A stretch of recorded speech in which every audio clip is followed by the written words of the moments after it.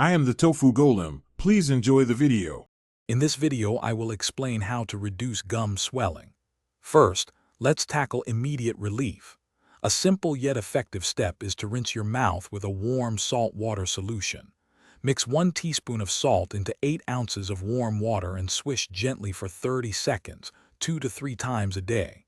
For external relief, apply a cold compress to the outside of your cheek for 20 minutes on, 20 minutes off. Also, steer clear of spicy or acidic foods that can further irritate your gums. Maintaining excellent oral hygiene is crucial for reducing gum swelling. Brush your teeth gently for 2 minutes twice a day, using a soft bristled toothbrush to avoid further irritation. Don't forget to floss daily. This removes plaque and food particles that your toothbrush can't reach, significantly reducing bacterial buildup. Incorporating an antiseptic mouthwash into your routine can also help kill bacteria and reduce inflammation, contributing to healthier gums. Beyond basic hygiene, certain natural remedies and dietary adjustments can aid in reducing gum swelling. Turmeric, known for its anti-inflammatory properties, can be mixed with a small amount of water to form a paste and gently applied to the swollen area for 5 to 10 minutes.